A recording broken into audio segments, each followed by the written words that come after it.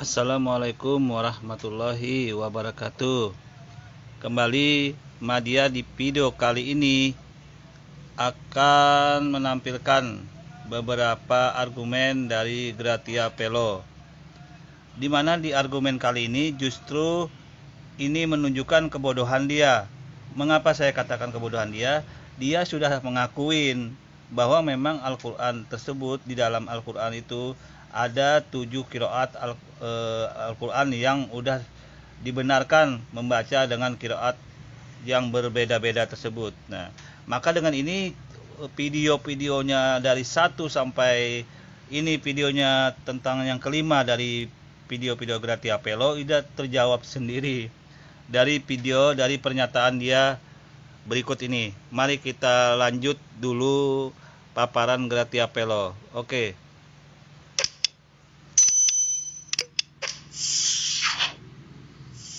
Halo, bertemu kembali dengan saya Gratia Pelo di channel Apologetika Inyo Manis. Kali ini saya akan mengangkat tentang sejarah kodifikasi Al-Quran. Di sesi ini, di episode ini, saya hanya membacakan semuanya 100% dari tulisan orang Muslim. Saya hanya membacakan dari buku-buku ini atau buku-buku ini, sejarah tentang masa hidupnya Utsman. 100% saya akan menggunakan data-datanya orang Muslim. Saya tidak mengarang-arang cerita.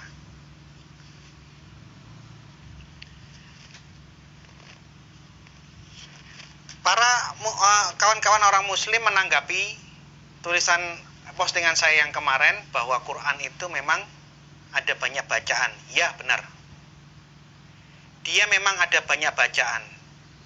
Qiraatus sabah, perbedaan 7 qiraat itu memang ada di zaman Muhammad, tertulis di dalam hadis sahih. Dan Muhammad kala itu mengizinkan, membiarkan dan menoleransi perbedaan-perbedaan yang ada. Oke. Sudah dengar saudaraku semua, dari mulut Gratia Pelo sudah terlontar, sudah mengakuin memang Al-Quran, bagaimana itu Al-Quran, apa itu qiraat Al-Quran, itu sudah terjawab sendiri ya. Jadi video-video Gratia Pelo sejak yang pertama membahas tentang Al-Quran yang dengan argumen yang macam-macam, katanya hafal titik koma, ternyata berbeda-beda semua, pokoknya yang min terhadap Al-Quran. Di video kali ini dia ternyata sudah mengakuin sendiri ya.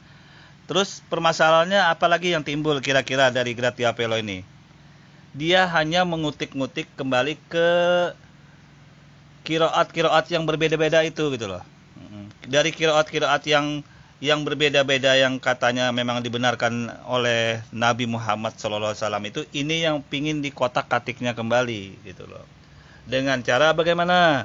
Dengan cara menghubungkannya dengan pada saat pembentukan dan pembukuan Al-Quran di zaman Utsman bin Affan. Nah, jadi artinya dari sini sudah kelar dulu segala macam miring-miring, unek-unek apapun yang dilakukan oleh Gratia Pelo, ternyata dia sudah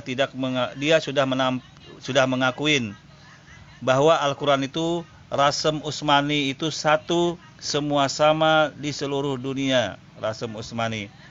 Jadi dia juga mengakuin adanya perbedaan sejak zaman Nabi Muhammad dalam membaca Al-Quran yang dengan 7 huruf tersebut.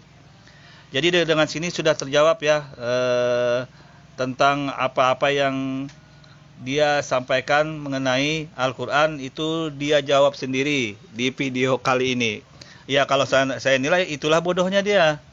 Kebodohannya dia di situ.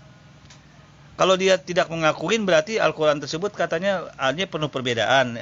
Ini dari mulutnya sendiri dia mengakuin memang Al-Quran itu ada perbedaan bacaan yang memang dibolehkan dalam sejak Nabi Muhammad SAW.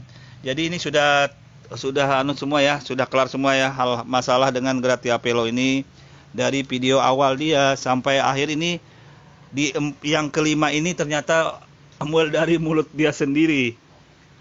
Dari mulut dia sendiri terbersit omongan-omongan seperti itu tanpa dia sadari. Oke, kurang lebihnya ini kita akan kunjungin ya. Kita coba jalan-jalan melihat museum Al-Quran yang ada memang sejak zaman bentuk-bentuk Al-Quran, tulisan mushaf Al-Quran yang memang ada dipajang di situ dari tahun ke tahun. Oke, kita jalan-jalan, go. Nah, di sini kita bisa lihat, bisa cek fakta dan kenyataannya bahwa Al-Quran itu dari masa ke masa, dari tahun ke tahun, dari abad per abad itu bisa kita cek perkembangannya di museum ini, bisa kita analisa, bisa kita lihat faktanya.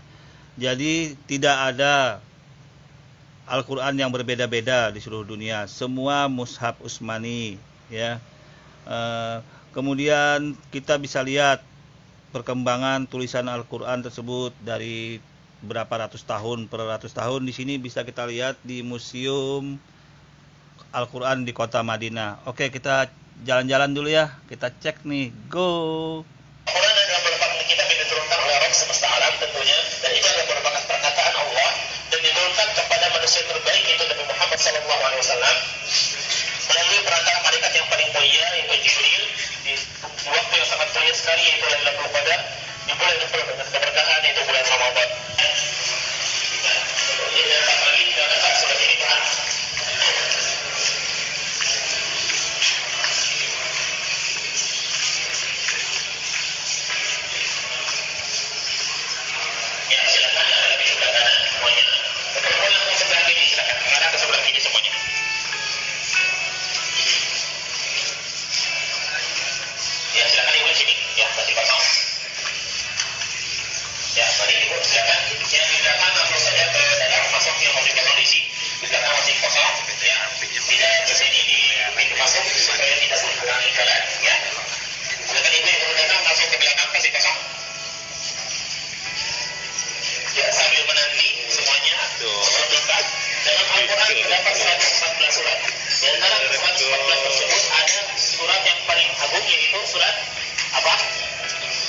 Surat Al-Fatihah. Kemudian Bapak Ibu sekalian dari Allah Subhanahu wa taala, musim ini juga ingin mengajak kepada Bapak Ibu sekalian untuk bagaimana kita berusaha untuk menjadi ahlul Quran. Karena ahlul Quran adalah merupakan hamba pilihan Allah Subhanahu wa taala. Di antara agar kita menjadi ahlul Quran, maka kemudian kita berusaha untuk merutinkan membaca Al-Qur'anul Karim. Karena kata Rasul, bacalah Al-Quran karena kelak pada hari kiamat akan datang sebagai syafaat bagi yang membacanya. Dan bagi orang. Nah, di sini kita bisa lihat, cek rekam jejak perkembangan Al-Quran yang ada di seluruh dunia. Bagaimana itu, mana Al-Quran asli yang dari mushaf Utsmani juga ada tersimpan di museum Al-Quran Madinah ini. Oke, kita jalan-jalan dulu, kita cek ya. Oke. Yang membaca Al-Quran satu hurufnya saja akan mendapatkan 10 kali kebaikan. Bagaimana kalau kita mengkhatamkan Al-Quran? Orang perempuan bernama Nasim Akhtar berasal dari Pakistan. Ibu Nasim Akhtar ini memiliki keinginan pada saat usia beliau 30 tahun untuk lebih dekat lagi dengan Al-Quranul Karim. Maka ibu ini berniat yang memiliki keinginan untuk menulis Al-Quran bukan di atas kertas, bukan di atas kulit, namun di atas kain sepanjang 300 meter. Ibu ini menulis Al-Quran dari awal surat Al-Fatihah hingga akhir surat An-Nas selama 15 tahun. Ya. Setelah menulisnya dan ibunya selesai pada usia 45 tahun, ibu ini langsung melanjutkan lagi dengan menjahit dan menyulamnya. Ibu ini ingin memperpanjang masa kebersamaannya bersama Al-Quranul Karim. Maka ibu ini menyulamnya selama 17 tahun. Jadi total 32 tahun, dimulai pada tahun 87 hingga selesai pada tahun 2018 bulan Januari. Nah, di sini kita bisa lihat perkembangan Al-Qur'an yang bisa kita cek perkembangannya dari 100 tahun per 100 tahun, jarak waktunya dari masa sampai kalau kita ikutin sampai ke Utsman bin Affan. Disinilah bentuk Al-Qur'an yang ditulis dari ukuran huruf, jenis hurufnya itu yang ada yang diberi harokat belum, itu sudah bisa kita cek di sini. Ya, semuanya tulisan tangan yang hasil karya seorang manusia, bukan mesin, ya, dengan rapi, ya. Ya, di sini juga ada lemari, ya, dibuat dari daging gajah yang proteinnya. Baik, kita langsung belajar ke ruangan berikut ini. Dari sebelah sini, Bapak, semuanya. Ya. Ya, silakan. Silakan masuk lagi, itu tidak mau berbicara supaya yang lainnya bisa masuk. Maaf, di sini penjara. Yang masuk itu adalah maju lagi, silakan. Silakan duduk di sini, silakan masih kosong. Mari ibu sebelah sini, ibu. Ya. Ya, mari yang perlu datang, silakan duduk maju lagi ke dalam, masuk lagi ke dalam. Ya. Yang kita melihat bagaimana keadaan umat manusia tanpa mereka jauh dari Al-Quran. Itu mereka sangat kesulitan sekali, banyak kezaliman di mana-mana. Mereka menyembah berhala, menancapkan patung-patung di samping Ka'bah. Bahkan di antara mereka ada yang memasukkan patung-patung tersebut di dalam Ka'bah. Mereka jadikan Ka'bah sebagai gudang patung, sebagai gudang berhala. Mereka mempercayai selain Allah, mereka meminta kepada selain Allah Subhanahu Wa Taala. Padahal mereka yakin bahwa yang menciptakan adalah Allah, yang memberikan rezeki adalah Allah, namun mereka meminta kepada selainnya. Mereka membuat tandingan-tandingan bagi Allah Subhanahu Wa Taala. Pemerintah yang buat berikan yang lemah, belajarnya di mana-mana. Perempuan dibunuh, hidup. Itulah keadaan yang sangat mengerikan. Tanpa mereka jauh dari Al-Quran Al-Karim. Allah Subhanahu Wa Taala berfirman, "Waman a'rada an dzikri fa inna lahu ma'isatan dhanka." Barang siapa yang jauh dan berpaling dari peringatanku yaitu Al-Quran, maka baginya kehidupan yang sempit. Kemudian datanglah Al-Quran, turunkanlah Al-Quran kepada Nabi kita Muhammad sallallahu alaihi wasallam pertama kali di Zalirah 5 ayat dari surah Al-Alaq. Datanglah sebagai cahaya penerang, menerangi keadaan pada saat itu sehingga mereka beriman, mengimani Al-Quran, mengamalkan istiqamah maksiat sehingga mereka berubah 180 derajat.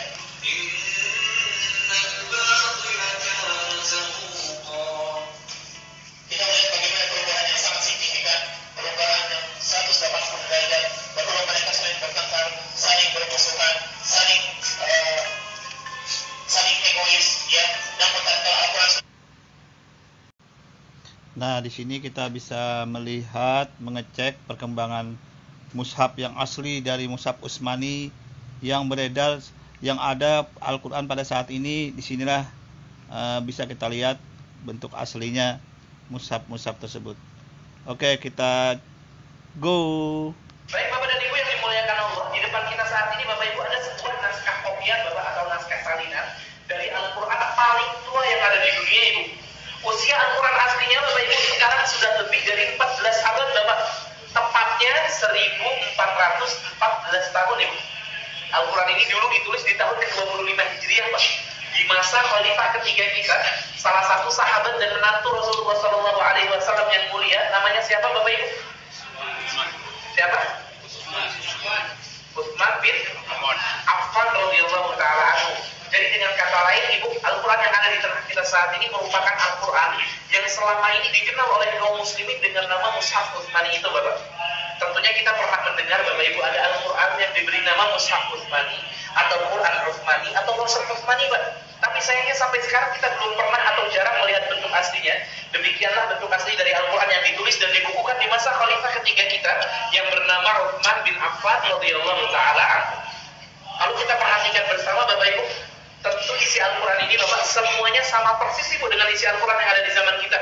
Surat-suratnya sama Bapak, ayat-ayatnya sama, urutannya juga sama Ibu. Diawali dengan surat Al-Fatihah dan diakhiri dengan surat An-Nas. Hanya saja bentuk tulisannya berbeda Bapak.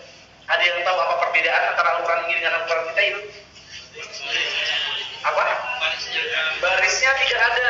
Terus baris harokatnya ya tidak ada. Terus titik fungsinya juga tidak ada Bapak, betul. Jadi tidak bisa dibedakan di sini Ibu, mana huruf ba, mana huruf ta, fa, jim, ha, kho, dal, zal, ro, zai. Semua bentuknya sama Bapak. Tidak ada titik-titiknya, juga tidak ada baris harokatnya. Tentu kalau kita yang ada di zaman sekarang disuruh baca Al-Quran ini kira-kira bisa atau tidak Bapak Ibu? Sulit sekali Bapak. Karena kita di zaman sekarang tidak bisa membedakan antara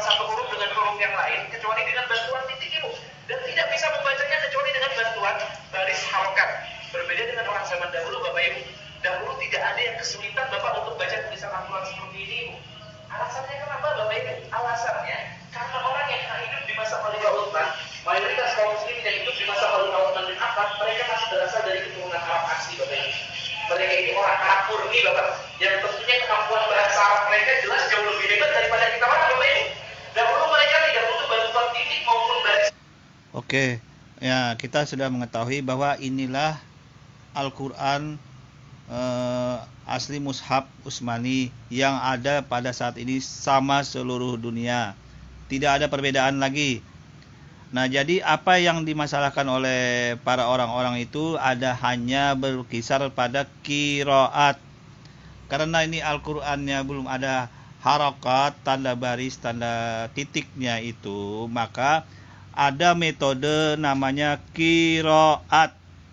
Nah, metode qiraat itulah yang boleh dibenarkan dalam Al-Qur'an itu 7 qiraat yang berbeda yang sudah dibenarkan dalam hadis Nabi Muhammad SAW.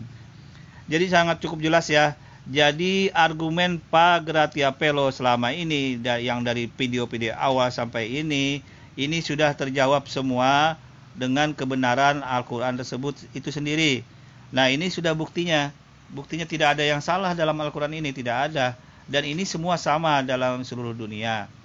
Dan ini juga menjawab argumen Pak Gratia Pelo bahwa Al-Quran itu kenapa dia ada terjadi perbedaan qiraat juga sudah dibenarkan dalam hadis Nabi.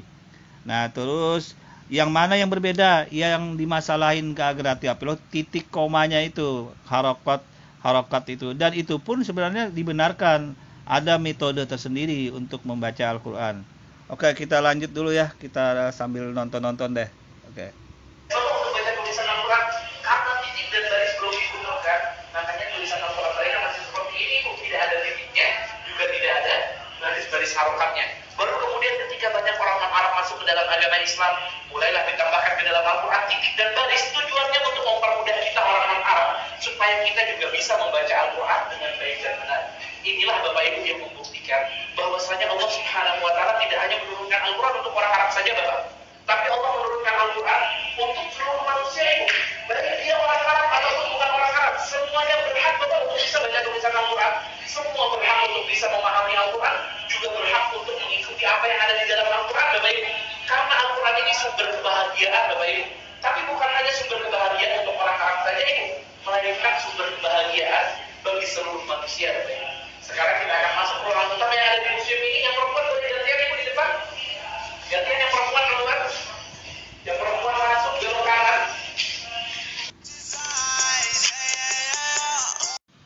Oke, bagaimana setelah kita mengetahui tentang Al-Quran, masih mau ngeyel, masih mau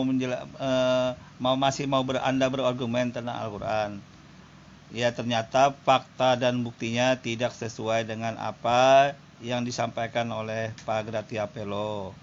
Ya, ini buktinya sampai sekarang Mushaf Utsmani itu seluruh dunia sama, semua sama. Yang membedakan apa? Tidak ada yang membedakan. Mengapa ada bacaan Al-Quran yang berbeda? Itu qiraatnya. Itu qiraatnya dan dibenarkan juga dalam ajaran Islam qiraat yang berbeda itu. Itu salah satu metode, cara aja memang untuk mempermudah orang-orang agar bisa membaca Al-Quran. Bukan berarti berbeda itu terjadi perbedaan itu Al-Qurannya yang berbeda. Jadi sangat sudah sangat menjelaskan sekali bahwa apa-apa yang dibenarkan, apa-apa yang tidak mungkin, apa-apa yang cuman argumen-argumen kosong luang dari Pak Gratia Pelo ini sudah terjawab semua. Semoga ini menjadi inspirasi sebagai hikmah apa yang saudara-saudara atau dari orang-orang luar yang ingin membuli, ingin menjelek-jelekan, memin-minkan Al-Quran sebagai kalam Allah Subhanahu wa Ta'ala. Oke, saya kira ini sudah cukup jelas ya, bahwa sebenarnya tidak ada yang bisa merubah merubah atau apapun memaknai Al-Quran itu dengan berbeda macam-macam. Dan ini dari mulut Gratia Pelo sendiri sudah terjawab ini, bahwa dia pun mengakuin bahwa Al-Quran itu memang ada 7 qiraat bacaan yang berbeda sejak zaman Nabi Muhammad SAW, dan itu dibenarkan karena termuat dalam hadis. Oke, saya kira ini sudah cukup ya menggambarkan, artinya tidak ada lagi simpang siur atau macam-macam yang orang-orang yang berargumen tidak baik dalam Al-Quran. Ini semua sudah terjawab semua dari sudut manapun sudah terjawab. Oke, kurang lebihnya mohon maaf. Wassalamualaikum warahmatullahi wabarakatuh.